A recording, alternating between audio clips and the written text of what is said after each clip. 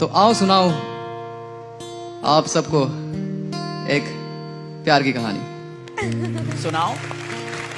एक था शहर का मुंडा, एक थी गांव की लड़की। दोनों मिले कुछ इस तरह जैसे मिलते हैं संगम पे दो नदियों का पानी। वाह। फिर एक दिन उस मुंडे ने कर दिया उस लड़की से अपना प्यार का इजहार कुछ इस तरह।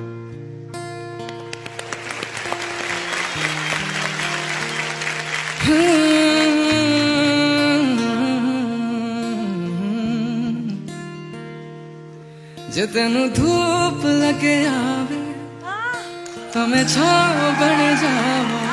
क्या बात है। तेरी खुशियों के खातिर मैं सारे जग से लड़ जावा। यही मेरी आरज़ू कि तेरा ही मैं साथ दूं, तेरा बन के रहूं सदा मैं परछावा। तू मेरी हीर में तेरा रांझा, करता हूँ मैं तुझसे ये वादा, तेरे बगैर ना कोई दूजा सोनिए। तू मेरी हीर में तेरा रांझा, करता हूँ मैं तुझसे ये वादा, मैं एक प्यासा तू नीर बन जा सोनिए।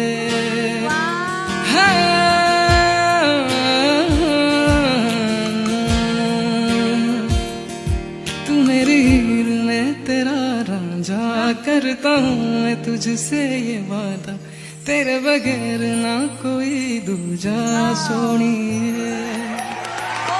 अच्छा।